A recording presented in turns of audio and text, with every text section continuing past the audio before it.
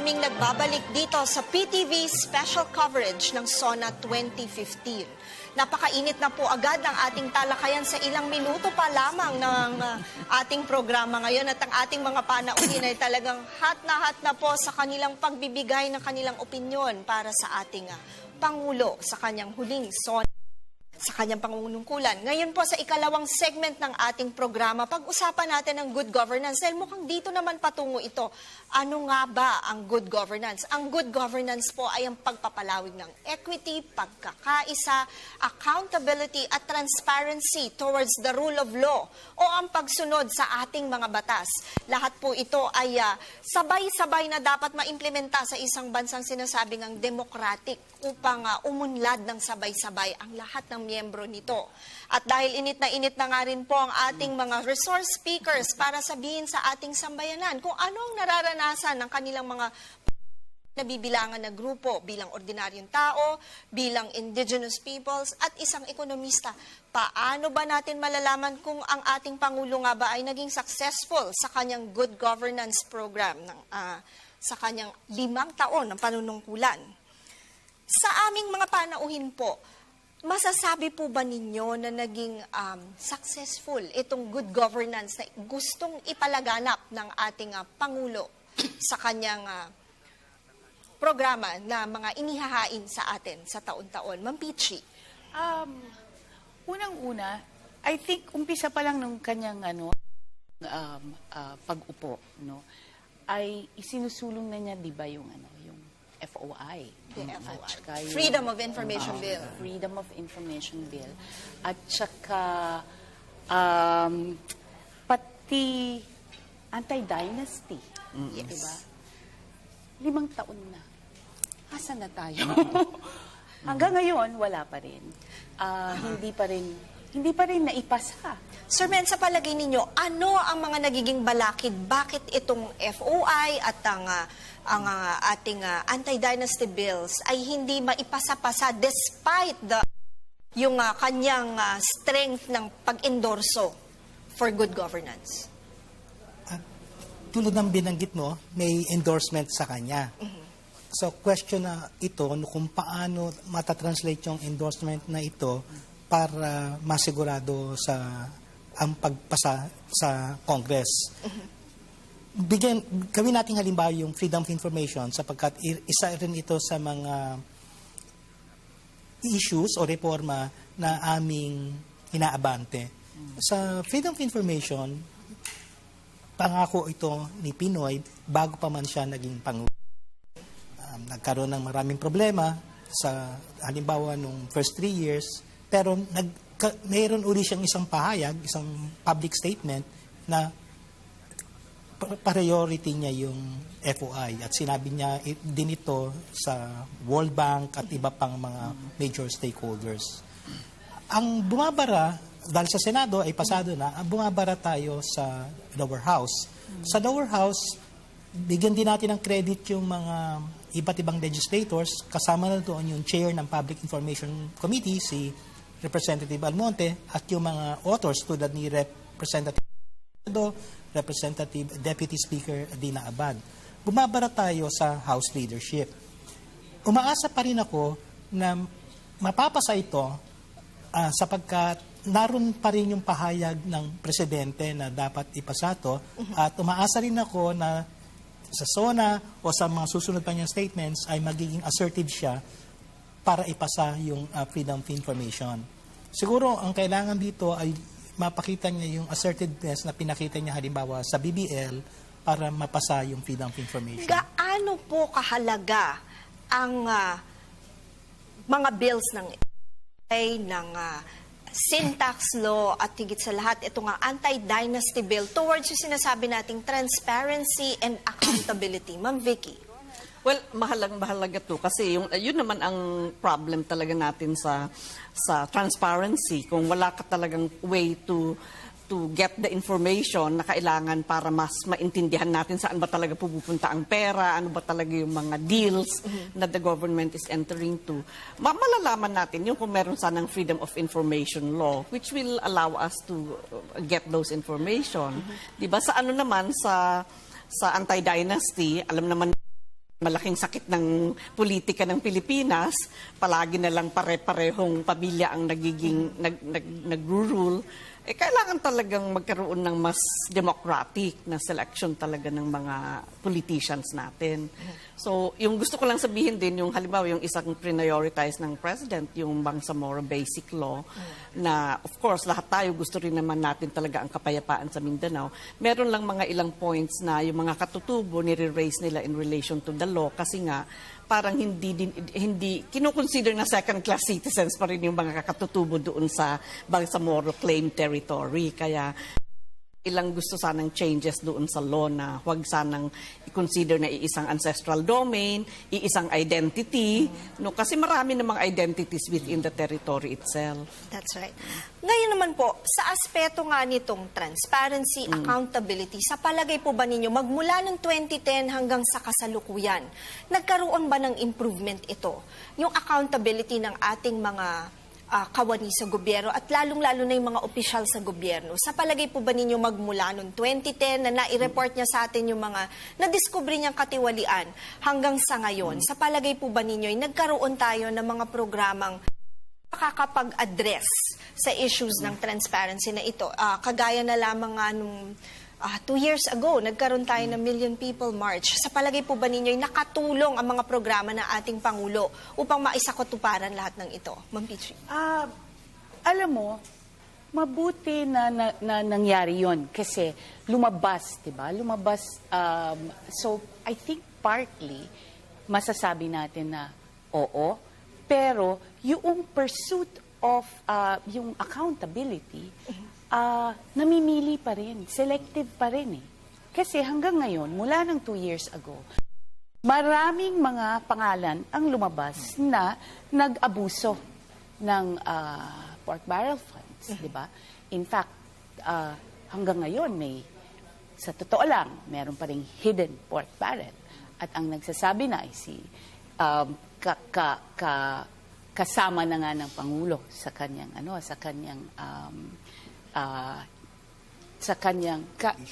coalition, no? Si Lacson mismo. Pero namimili doon lang sa kalaban, when the fact is dapat sana pantay-pantay, wala tayong pinipili, hindi selective ang justice dapat.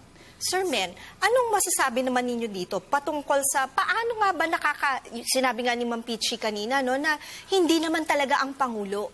Maaaring may ibang opisyal na nangyayaring sila ang gumagawa nito. Sa palagay po ba ninyo, paano nakakaapekto sa imahe ng ating Pangulo ang mga taong nakapaligid sa kanya na gumagawa ng mali?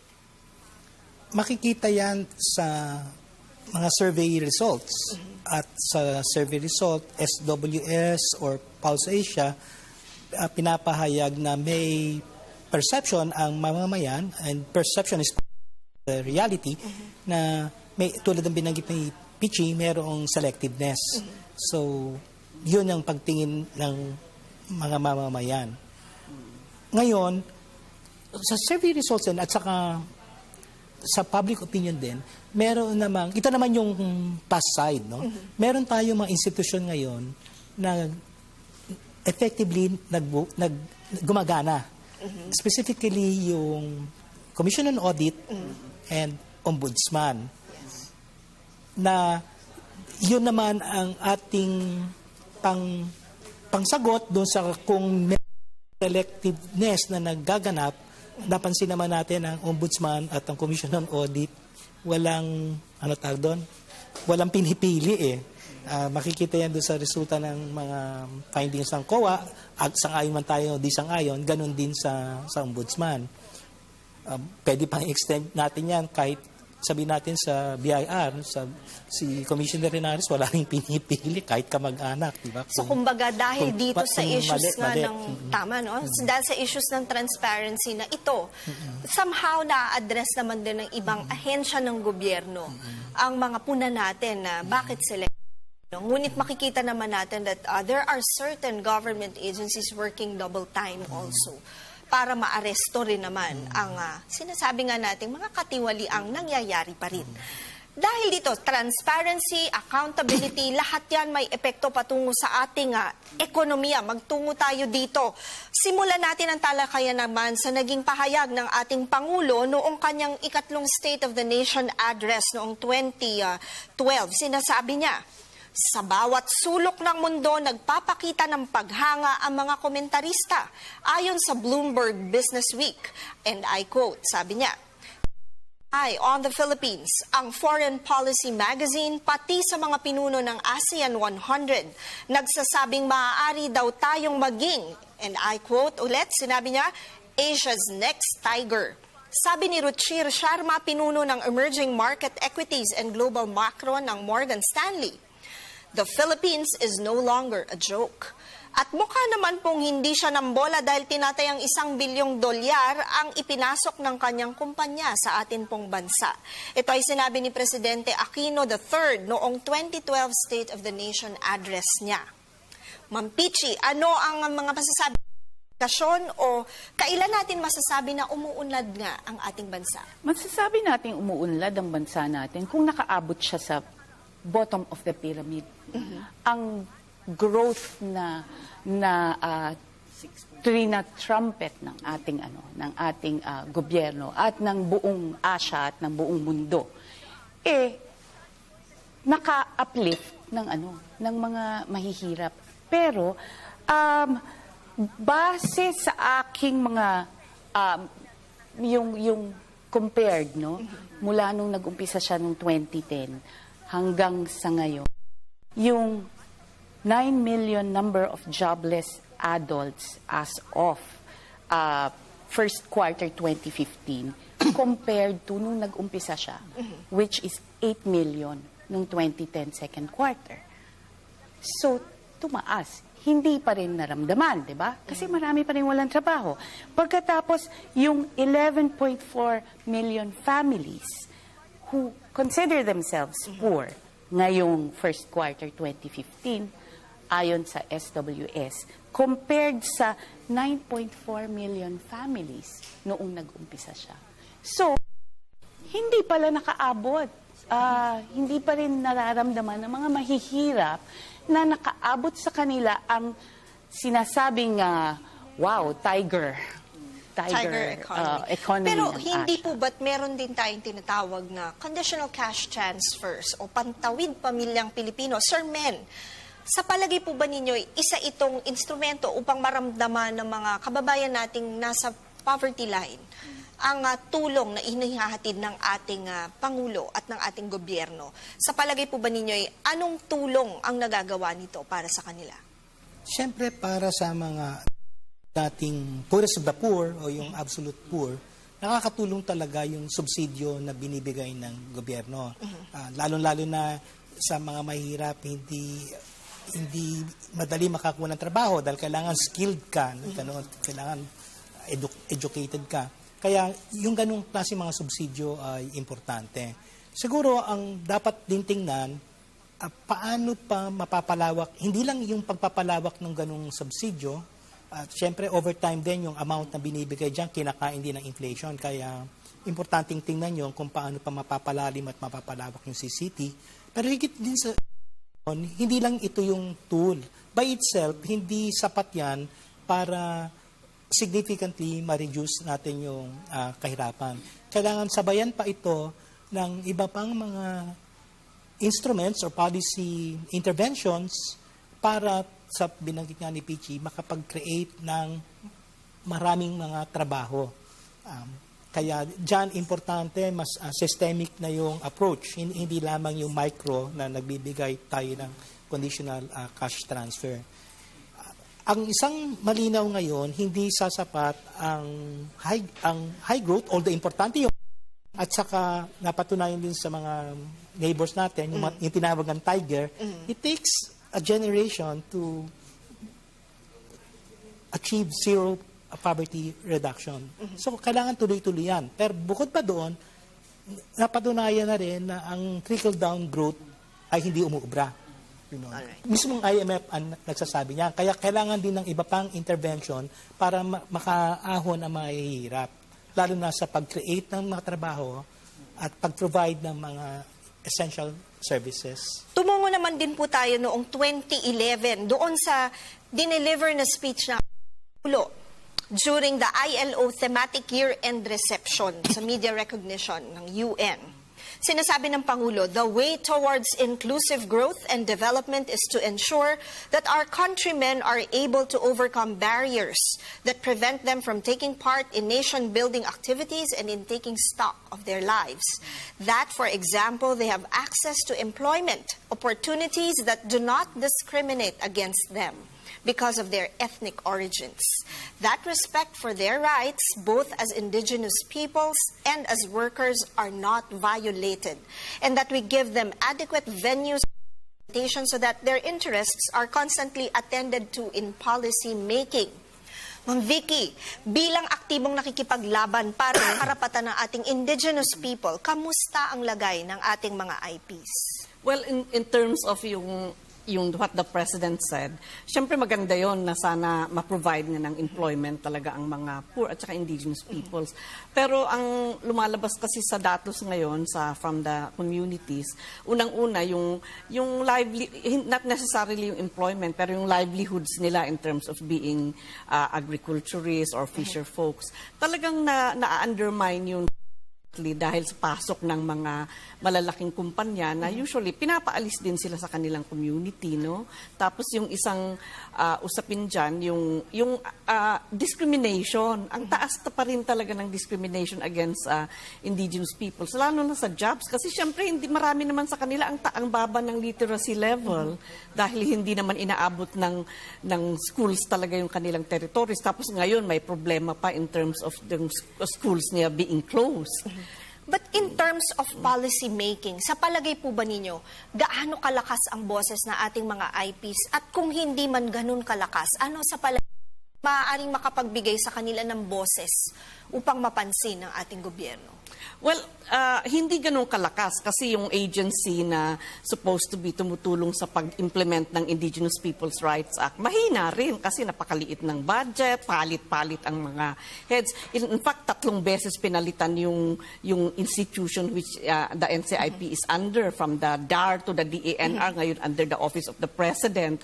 Kaya walang stability yung body which is supposed to represent, at least raise those issues. Tapos yung ano ang dapat mangyari, tingin ko, importante talaga na bigyan ng attention ng mga politicians, indigenous peoples, kasi whether we like it or not, marami sa territories ng indigenous peoples, dyan pa rin nahahanap yung high levels ng biodiversity, ng more better kept forests, and that is really a major contribution sa sustainability ng bansa. Kaya tingin ko kailangan din tingnan nila yung ganung aspeto. But do you think that budget has to do with it also? It has definitely. You know, the budget ng National Commission, for instance, they estimated na dapat 1.3 billion, at some point 400 million lang. Ngayon recently, lumabas 803 million. Ano ba naman yung ganung budget if you have to address 15% of Ngunit sinasabi rin po ng ating administrasyon ngayon ay kahit paano ay naging matagumpay sa budgeting reforms dahilan daw sa gumagastos na ito within the means, within the right priorities, and within measurable results. Sa nakitan ba natin sa loob ng 5 taon, masasabi ba nating nakamtan nga natin ito? Sir Men. Marami pang mga problema at mismo ang Department of Budget ang nagsasabi na kailangan nilang i-overcome itong mga so-called bottlenecks. Katunayan nga, may underspending pa ngayon. Kaya ito ang isa sa mga bagay na kailangan, malamang mahirap nang i-address yung ibang usapin nito sa administrasyon ni Pinoy dahil 1 taon na lang ang natitira sa term niya. Ito ang isa sa mga issues na kailangan harapin ng susunod na administrasyon. Ma'am Pichi, nakita ko ang iyong reaksyon nung sinabi ni Sir Men na nagkaroon pa ng underspending. Sa palagay po ninyo, kung nagkakaroon tayo ng underspending, paano inito naapektuhan ng ordinaryong Pilipino? Alam mo, hindi ko nga maintindihan bakit nagkakaroon ng underspending ang laki budget na, di ba? Malaki na yung budget. Ako mismo, hindi ko naman kasi alam ang budgeting process ng ating gobyerno. Hindi ko alam bakit nagkakaroon nun na underspending, saan napupunta yon? Tapos, itong pork barrel issue, alam natin na napupunta sa mga pockets ng just certain people, hindi nakakaabot doon. Abay, anong nangyari? Or pumupunta sa mga NGOs na hindi naman nakakaabot, again, doon sa dapat pag-abutan niya. I don't understand it at all. Kahit ba, explikahin mo pa sa akin ngayon di ba? Wala naman ako sa... Painit po ng painit yung ating diskusyon ngayon. At mamaya po sa aming pagbabalik ay ipagpapatuloy natin ang paggagrado sa ating Pangulo sa kanyang ikahuling SONA. Magbabalik pong muli ang special coverage ng PTV SONA 2015.